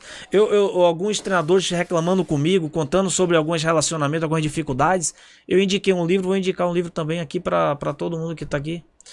Ponto de Mudança. É um livro que na capa dele tem o Caminho das Pedras. Ponto de Mudança. Você sabe o que é esse livro, mano? Você tem que ter uma capacidade muito boa para você relacionar isso com o futebol. Porque esse livro é falando sobre a Bosch, sobre o processo de reestruturação da Bosch, e que ela ressurgiu e reestruturou a partir de 2 funcionários. Tinha um produto bom, tinha uma estrutura boa, mas precisava ter funcionários bons. Funcionários que entendessem qual era o objetivo, para onde eles queriam ir. A partir do momento que eles entenderam isso, eles começaram a ter um resultado e retomar a sua sequência. Então isso tem a ver também com a autoestima que a gente fala. Aqui a gente passou por um momento aqui na Bahia e que a gente ficou um pouco, eu vendo vários comentários, né? Porque vendo profissionais de fora. E sempre aquele comentário, só será que a gente não tem treinadores bons o suficiente, precisa vir de fora? Hoje a gente fala em contexto de Brasil, né? Mas a gente sempre teve realmente profissionais bons. Mas os outros profissionais que vinham, eles também vinham com alguma coisa. Que tal a gente aprender com eles também, cara? Eles aprendem comigo, eu aprendo com ele, e a gente junto vai dar uma nova cara para o modelo, para o novo Bahia, para o novo futebol, para o novo momento. E eu me lembro de um treinador que veio de um time de fora, e ele veio com o status que já teve na seleção, e ele chegou no vestiário, e eu tive a oportunidade de estar presente, ter acesso a isso. Ele chegou para jogar contra no Bahia, chegou para jogar contra um clube grande, o Internacional, e ele falava assim: olha, vamos segurar, Vocês sabem, né? Ali é o Internacional, então a gente tem que... Vamos ver como é que eles vêm, vamos tocar bola, porque senão eles podem atropelar a gente e não fica bonito a gente, nossa estreia, a gente tomar uma goleada. Aquilo foi um desrespeito. Foi um desrespeito a mim, foi um desrespeito a todos nós. E aquele profissional, ele não estava inserido no lugar, ele não conhecia o lugar que ele estava inserido. E os garotos já estavam com a autoestima baixa, porque já eram uma geração que não vinham ganhando, e recebe um treinador daquele jeito. Jogou lá pra baixo. E jogou lá pra baixo. Não. Eu falei, não foi isso que eu aprendi. Quando a gente tava treinando daqui, os outros times ficavam preocupados. Eu quando saí daqui, só o status de ter treinado no Vitória já me dava uma... Todo mundo queria ver. Eu não era moto. Quantos jogadores eram dispensados que apareciam nos times grandes? Então eu falei, pô, isso é um desrespeito. E eu fui. Conversei com o treinador, expliquei pra ele a situação, falei com o coordenador. Porque isso é que a gente não pode admitir. Mas aprender uns com os outros e ensinar aquilo que a gente sabe, isso é fundamental no processo. Wellington, deixa eu te perguntar uma coisa. Religião no futebol traz de fato alguma ajuda nessa questão do fortalecimento mental? Como é que você vê? Teve um movimento no passado, acho que década de 90, ou acho que sim, com Baltazar, aquela turma toda, né, Atletas de Cristo, né? O que é que você enxerga? O que é que você falaria para os pais, para os atletas? O que é que você entende? Então, uma vez perguntaram para um pai como ajudar o seu filho a lidar com os desafios da vida, e foi num podcast e o profissional falou assim, coloca ele no esporte. Porque o esporte vai ensinar ele a competir, vai ensinar ele a se desafiar, a se conhecer e a partir daí também competir. E hoje eu me sinto muito à vontade de falar isso, porque eu sou estudioso da palavra de Deus, estudioso da Bíblia, né? E quando a gente fala de religião, a gente está falando de tudo aquilo que faz você se relacionar com o seu Deus. Cara, fundamental nesse processo. Por quê? Porque o treinamento mental, ele nasce de um diálogo você com você mesmo. A gente está acostumado a pensamentos vir na nossa mente sem ter autorização. Não é verdade? Sim. Então, diante do desafio, naturalmente, você vai pensar cada um vai pensar de um jeito. Cada um vai enxergar uma coisa de uma forma. E, naturalmente, vai tomar uma decisão a partir daquele pensamento. A ideia e a mudança de mentalidade vai justamente entre quando você tem esse pensamento negativo, que muitas vezes é uma crença que já está ali instalada, você consegue ter um outro pensamento que gera uma mudança de mentalidade, mudança de pensamento. E isso pode nascer justamente, isso é influenciado por aquilo que você fala para você mesmo. Então, eu sou contra a uma religiosidade passiva, em que você acha que venderam errado isso pra gente, que a sorte ou Deus vai fazer por nós, né? E a gente vê muitos nos atletas o quê? Deus no controle, Deus no comando. Quem não já escutou isso? Uhum. Como se a responsabilidade fosse só de Deus e ele não tivesse responsabilidade, ou se em algum momento Deus fala assim, vai ser você. Não é isso. A gente precisa entender o seguinte, o seu autoconhecimento. Quem é você em Deus? O que é que ele pensa sobre você? O que é que cabe a você fazer? São perguntas que você precisa se fazer, por quê?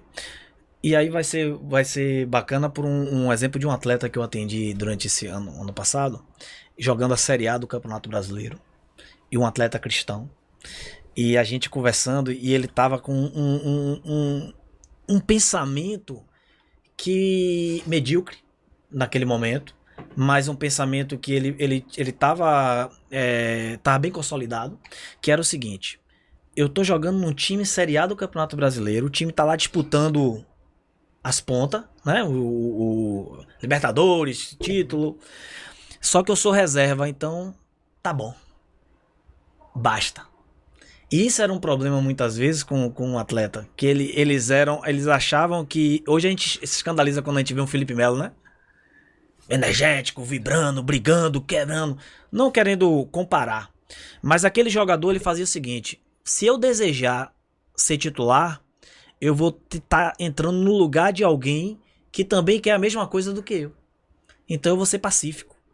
E como gerar nesse atleta o entendimento do seguinte: quanto mais você evolui, quanto mais você quer, quanto mais você trabalha para fazer, mais você impulsiona o outro a melhorar. Se ele não melhorar, você pede passagem, amigo. E aí eu tava trabalhando com ele as 5 rodadas finais do Brasileiro, porque ele já tava convencido em ser reserva. Cara, a mentalidade mudou. Mas não mudou porque os torcedores ficavam entrando e dizendo assim, ó: você merece ser titular, você merece... Não. Foi porque ele entendeu que na missão dele, ele estando ali, a mensagem que ele carrega, que tá dentro dele, vai ser ouvida por mais pessoas. Isso foi o maior motivador. Então, ele alinhou o pensamento dele com o pensamento de Deus, que é o quê? Eu preciso mostrar o meu melhor para que as pessoas vejam que o melhor está em mim.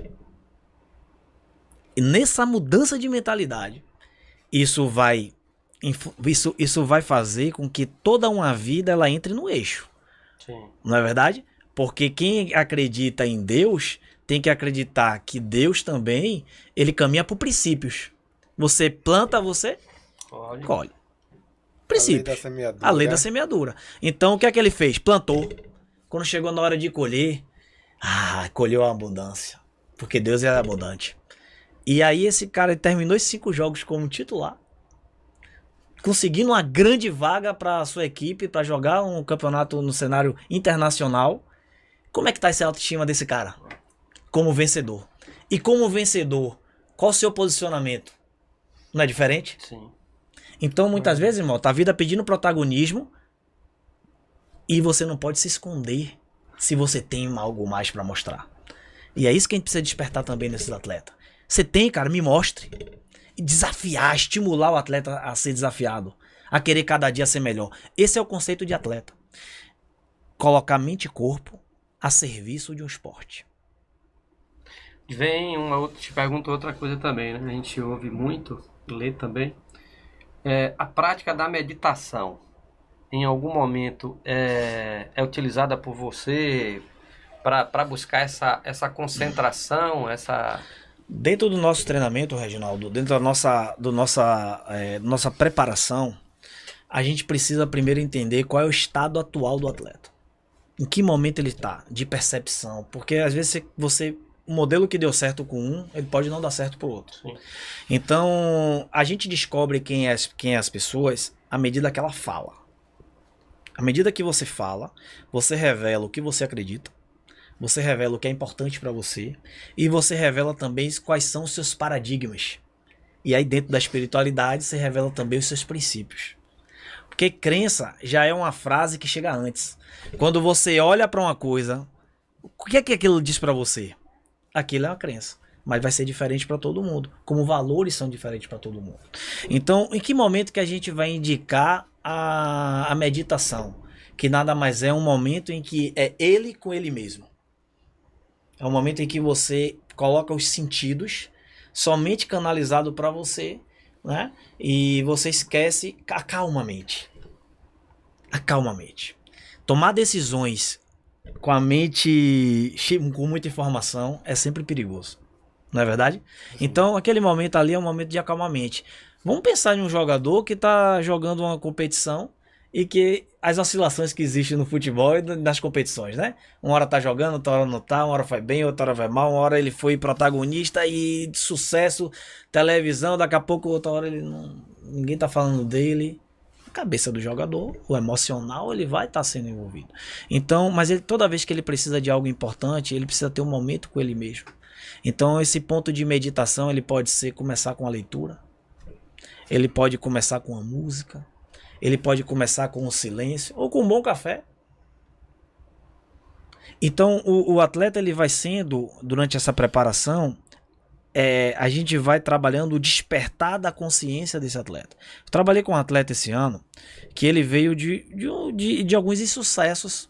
E nesses insucessos mostrou para ele que ele já não era capaz de alcançar as coisas que ele sonhava quando ele tinha 17, 18 anos. Já é profissional, 24 anos, então já tomou algumas porradas da vida.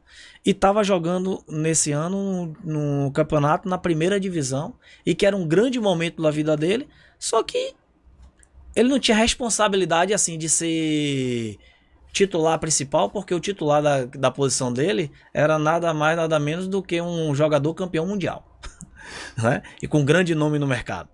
Então ele estava ali fazendo o trabalho dele, mas a gente entendeu o seguinte: precisava reconstruir todo o caminho que trouxe ele até ali, para que dali ele pudesse acreditar de forma diferente nos desafios que viriam. O que é que faz com que a gente ande, que a gente se movimente? É se tem algo lá na frente que você quer alcançar, não é verdade? Costumamos chamar isso de meta. Sim. Sem meta, você tá à toa. Você tá indo para qualquer lugar. Então ele trabalhou uma meta, e a meta ousada. Sabe o jogador que tá de reserva e ele faz assim, ó, vou fazer 10 gols e vou ser o melhor jogador da competição? Dá vontade de dar risada, né? Uma pessoa com uma leiga, ela vai dar risada. Mas você faz aquele cara acreditar, mas ali até onde a mente dele teve capacidade de ir. Agora é o seguinte, qual é o desafio? Você caminhar até essa meta. E aí entra as ondulações, entre os resultados do dia a dia. Esse atleta com 3 partidas de reserva, ele começa a entrar no segundo tempo, 15 minutos, 20 minutos, se machuca, fica 5 rodadas sem jogar, ou seja, cada vez mais distante da meta. Eu lembro de uma sessão, ele falou assim, cara, eu coloquei a meta lá, mas tipo assim, já não vai dar certo. Cara, mas ele tinha um compromisso. O compromisso dele era: não aceito menos do que o meu melhor. E ele, reserva, ele continuava dando o melhor dele. E todo dia desafiando. E quando ele precisava melhorar alguma habilidade, ele treinava no turno oposto, ele fazia algo mais, acreditando que aquilo ia mudar. Esse cara que é do cenário nacional, campeão mundial, saiu do clube. Ele começou a ter mais oportunidades, começou a jogar, começou a ganhar confiança, começou a fazer gol, e começou a coisa acontecendo. E sabe aquela coisa no futebol que começa a avançar? E começou. Ele terminou esse ano campeão nacional e considerado o melhor estrangeiro. Mas foi o Wellington Júnior? Não. Ele destravou o potencial que já existia nele. Quando você coloca uma meta na sua vida, sua mente já foi lá. Ela já disse pra você que é possível. O que você precisa fazer agora é avançar. E aí tem aquela regrinha: mire na lua. Se você errar, você pega uma estrela. Não é verdade? Então, assim, eu acredito que a mentalidade, ela sempre existiu no futebol. E agora claro, ela sempre existiu no futebol porque é vida, né? Não existe vida humana sem mente, sem tomar decisões, sem... Mas eu acredito que existe um jogador confiante e um jogador sem confiança. E acredito que cada vez mais os profissionais precisam entender de saúde mental, sim, mas também entender de como você pode usar a mentalidade, né, para poder ter performance. Porque alta performance é uma negociação que você faz com o ambiente que você está. Quando eu não acredito que eu sou capaz, não adianta você me dizer que eu sou. Eu não acredito, tá bloqueado. Mas quando eu acredito que eu sou capaz, você pode me ajudar a avançar um pouquinho mais. Não é verdade? Agora, como essa linguagem é colocada para um jovem da base? Porque em algum momento, depois de uma maturação, a gente percebe isso com tranquilidade, mesmo pecando, errando, não seguindo. Mas um jovem, em alguns momentos, ele não tem aquele senso de importância para isso, ou seja, ele não acredita muito ainda, é tudo muito... Como você convencer ao menino da base que isso é necessário? Pronto. E a gente precisa entender que idade é esse menino da base e quem é ele, né? Vamos lá, aquele menino também que veio sem informações, muitas vezes um lar destruído, né? O pai é alcoólatra, a mãe não acompanha ele no futebol, e ele tem toda aquela dificuldade. Para todo mundo, ele poderia ser nada na vida, e ele tem um futebol como uma saída. Você tem muitos atletas que vocês ajudam nesse sentido, né? Que precisa de alguém para poder ajudar ele no seu destino. E esse garoto, ele tem muito talento, pouca informação, e muita capacidade para fazer merda, para tomar decisões ruins. E eles precisam de você, porque muitas vezes ele não tem a figura do pai, que é a figura importante de traçar destino. Sim. De direcionar. Direcionar, de apontar o caminho. Aí a espiritualidade também entra com muita força, porque Deus, ele é o pai, aquele que aponta o caminho. Há uma inclinação do homem por alguém que aponte o seu caminho. E Deus determinou que esse homem seria o pai. Então, e vamos pensar nesse garoto que tem o pai e a mãe do lado, estudou em boas escolas, e ele também está aqui no universo do futebol, e esses dois têm 13 anos de idade. Quem tem mais vantagem e quem tem mais desvantagem? Quem tem mais informação teria mais vantagem, né, teoricamente. Pronto. Teoricamente, esse daqui tá mais tranquilo porque deu de tudo. O filho dele treina todos os dias na semana, tem personal, tem isso, tem boas escolas, chuteira boa, só treina em campo que a bola já vem dominada, uma graminha assim dessa sintética, e joga as principais competições. Mas aquele menino tá lá chutando bola na parede, jogando com adultos, sobrevivendo, lutando. Esses dois meninos se encontram. Lembra? Ambiente de competição.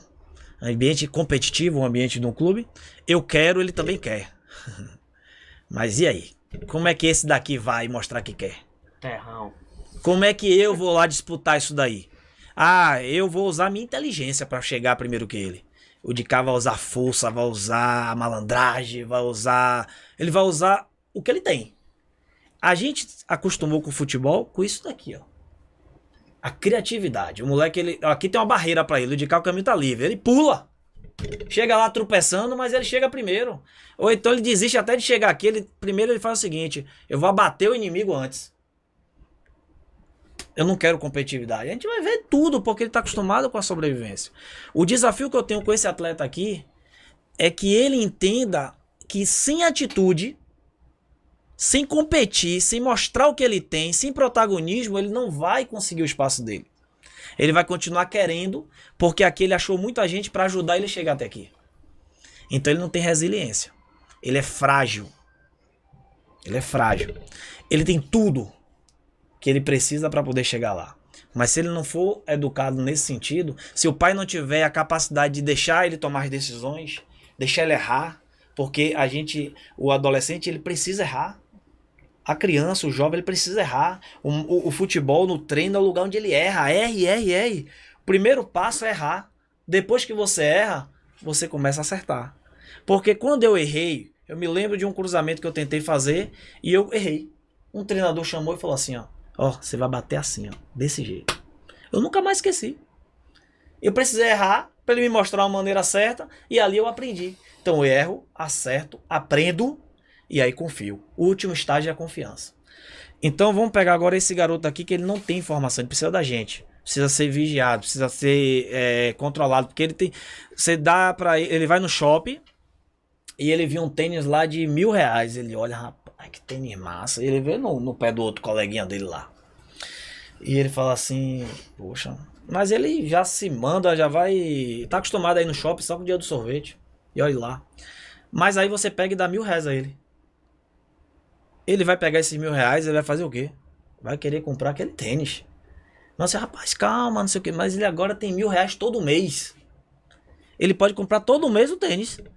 Ele comprou o tênis, agora já não é mais o tênis. Agora ele quer isso, que ele quer sempre o que ele vê as outras pessoas tendo. Então ele tá inclinado a se iludir. Enquanto o futebol tá dizendo para ele o seguinte: cara, o seu talento fez com que você chegasse até aqui. E é o seu talento que vai fazer você avançar. Sua dedicação, seu desenvolvimento. E aí a gente já tá falando de comportamento. O talento entra, o comportamento tira. A gente tá acostumado com esses atletas chegando. A gente ainda não viu. A gente viu muito poucos desses outros atletas com tudo chegando nesses espaços. Pois bem, pessoal, eu quero agradecer aqui ao Wellington Júnior. Estamos chegando aqui ao final. Muito obrigado. É um tema assim que eu gosto muito, muito. Na atividade como empresário, eu acho que é muito importante o empresário entender de gente, né? Ele ser humano, ele viver, porque a gente acaba sendo um pouquinho de um preparador mental, sabe? Em algumas situações, porque você também como formador, você já teve várias situações desse tipo ali de ver situações horríveis e ter que administrar. Então, a gente vive muito, isso é uma coisa muito forte. Eu acho que tem que ter investimento maior nos clubes. Mas enquanto não tiver, procurem o Wellington Júnior. Ele vai estar sempre à disposição. E eu me sinto assim, muito feliz de ter recebido aqui, de ter trocado essas figurinhas aí com vocês, pela sua experiência. Parabéns pela sua formação, né? Certamente, em outra oportunidade, a gente vai te convidar para vir aqui, porque esse é um assunto assim, muito extenso, né? E de extrema importância, para que seja tratado agora. Fica a mensagem para cada pai em relação a esse assunto. O Wellington, nas considerações dele, ele vai passar os contatos dele, e vai falar um pouco. Inclusive se lançou até um aplicativo agora recentemente, no nascimento da sua plataforma. E o nosso objetivo sempre vai ser esse: oportunizar para que você que é pai, você que é um jogador de futebol, você tenha experiências divididas aqui conosco e possa refletir no seu projeto para que você consiga chegar a essa meta. Mota, meu amigo Rivelino, fique à vontade para... Bom demais. Esses podcasts, eles servem para a gente abordar, né, temas interessantes do futebol. O futebol hoje é mais complexo, o futebol hoje está mais difícil. Futebol hoje é necessário você se cercar de mais segurança, de mais qualidade de trabalho para que possa ser vencedor. Interessante o Wellington Júnior aceitar esse desafio de vida. Ele sabia que é uma tarefa, um caminho árduo que ele tem que seguir, porque nem sempre ele é compreendido e às vezes o colocam numa situação de ser uma coisa supérflua e não é. Tratar de gente é o mais importante na vida, gente. Você com gente ganha título, você com gente é feliz, e de forma que tratar bem a pessoa, entender as pessoas, faz parte grande, principalmente num momento em que nem sempre o talento está presente, né? Sobretudo nesse momento do Brasil que vive uma crise futebolística em todas as suas categorias, seja profissional ou seja de base. Então é preciso começar pela gente, né? E obrigado, Wellington, foi muito bom. E futebol é assim, aprendizado. Você aprende e você ensina. E a gente aprendeu aqui nesse podcast e a gente tem muito que agradecer. Faço as palavras de Mota minha, realmente foi um bate-papo muito interessante. Falar sobre saúde mental a gente fala informalmente, mas quando você tem um profissional da área, isso enriquece muito o bate-papo. Você aprendi muito com o que foi falado aqui, e muitas coisas que foi falado aqui é o que eu penso. O futebol ainda trata a saúde mental, não trata com a importância que deveria ser tratada. Normalmente quando a gente ouve os noticiários falar de saúde mental é quando acontece um evento com uma pessoa relevante, como aconteceu nas Olimpíadas com a ginasta Simone americana, que teve um estresse emocional e abdicou de algumas provas. Aí vem à tona aquela coisa do estresse, da saúde mental. Hoje é necessário para o atleta de alta performance tratar da mente. Então o futebol ainda é meio resistente. Esse profissional ainda é um corpo estranho, porque o futebol é resistente a tudo aquilo que não é tradicional dentro da sua estrutura, né? Então, mas hoje os clubes têm que repensar isso, porque hoje, tão importante como a técnica, a parte física, a parte tática, a parte mental do atleta hoje é muito importante. Então, daria para fazer 5 horas de bate-papo aqui, que a gente ia ter muitas coisas para conversar. Agradeço a Júnior aí, que é um parceiro aí também de longa data, e com certeza vamos ter mais oportunidade de desenvolver mais sobre isso. Maravilha, eu sou muito grato por essa oportunidade, porque de fato eu aprendo muito com vocês, a gente aprende observando, e a gente está aqui querendo ajudar. Eu me lembro que o que me levou para esse desafio, trabalhando com uma empresa, em uma reunião, o dono da empresa falou para mim que o meu problema é que eu via muito o lado das pessoas. E quando ele falou isso, eu falei, cara, é mesmo, eu vejo muito o lado das pessoas, então agora eu vou trabalhar com o ser humano e eu vou tentar entender. E quando o Mota fala que é desafiador, é mesmo, porque quando a gente fala de futebol, a gente fala de vários futebols, né? A gente tá falando de iniciação profissional, formação, a gente tá falando de treinadores, a gente tá falando de pais, a gente tá falando do próprio atleta. Cada atleta tem um entendimento diferente e a gente tem poucas referências profissionais para a gente modelar, né?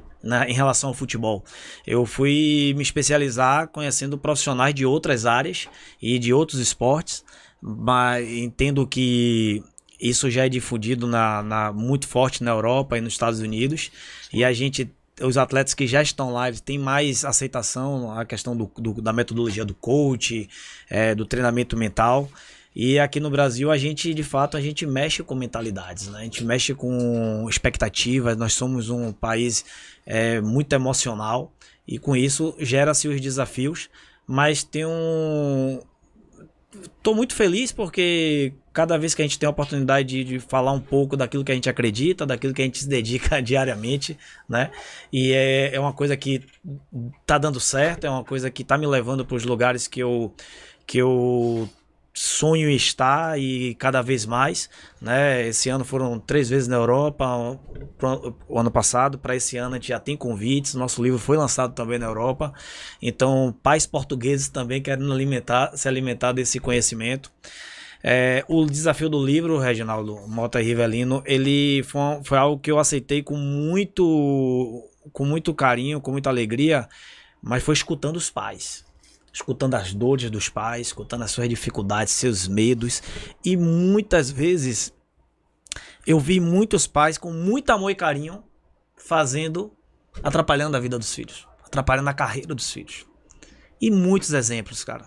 Participei disso enquanto assessor e participo hoje como treinador mental. Os pais com muito amor e carinho, atrapalhando, tomando decisões erradas, mas com muito amor pelos seus filhos. Então aqui eu conto histórias, aqui tem um treinamento aqui incluído, aqui tem muita neurociência, muito coach, muita programação neurolinguística, muita neurosemântica, porque o poder das palavras, ela tem interpretações diferentes em cada um e nos leva a lugares diferentes. Tem também o comentário de alguns profissionais do futebol e exemplos de atletas que a gente atendeu, né? Eu conto o caminho quando deu certo, o caminho quando deu errado, mas eu conto sobre o verdadeiro jogo que acontece na mente de um atleta. E esse livro é para os pais lerem, mas também para ajudar os seus filhos. E esse é o desafio, essa missão que eu assumi. E acredito também que nossos treinamentos online já tem ajudado também a centenas, estamos caminhando agora para, né, queremos chegar esse ano aí a milhares de atletas. Já decidimos que nossos treinamentos estarão nos 4 cantos, assim como o nosso livro também está. E o nome do treinamento chama Despertando os Verdadeiros Campeões. É um treinamento onde vai ajudar o atleta a despertar essa consciência. Para quem é? Atletas de 9 a 14 anos. Um treinamento 100% online, onde você vai no seu celular, no seu computador, aonde você quiser, 10, 15 minutos de aula, mas que se você cumprir as atividades, ali eu vou te ensinar rotina de treino, rotina de jogo, como lidar com suas emoções, como entender os seus pensamentos. Para você vai ter também modelagem, né? Você vai olhar para outros profissionais. Quando você olhar para Neymar, você não vai olhar para Neymar só como o jogador de sucesso, mas você tem que olhar qual foi o caminho que ele fez até chegar lá. Então a gente também prepara para o grande dia, que é um jogo, que é uma competição, que é uma avaliação, porque hoje chegou ao ponto que os atletas precisam estar preparados para fazer as avaliações. Sim. Sem dúvida nenhuma, com certeza. E para isso acontecer, a gente não pode jogar toda a responsabilidade em cima do atleta, nem todo o erro nos pais, mas nós profissionais, cada um, nós somos culpados e também responsáveis por fazer as coisas melhorarem. Se cada um fizer a sua parte, e começando principalmente, eu deixo uma dica aqui para os treinadores, principalmente treinadores de escolinha. Se você trabalha com atletas, está trabalhando com sonhos, está trabalhando com pessoas, e ele não tem culpa do pai. ele não tem a culpa do pai, ele não tem a culpa de não saber. Então, cada atleta, cada garoto que você tiver em mãos, dê o seu melhor. Aprenda para ensinar ele. O Mota falou aqui, no futebol a gente aprende para ensinar. Quando você deixa de aprender e você só quer ensinar, você é um arrogante, você é um grosso e você vai atrapalhar mais do que você vai ajudar. Então, agradeço aí a todos e muito obrigado mesmo. Pois bem, pessoal, finalizamos aqui. Mais uma vez agradecemos aí a companhia de vocês. Eu peço para que vocês compartilhem esse vídeo aqui no YouTube, no nosso canal. Recomende o nosso canal para outras pessoas. Também acompanhem o nosso perfil aí no Instagram, aprendendo_futebol. A nossa proposta sempre vai ser essa, dividir essas experiências com convidados, juntando com a experiência que nós temos, para de alguma forma contribuir para que esse seu filho aí, seu neto, seu sobrinho, seja um jogador de futebol. Grande abraço, até a próxima. Maravilha.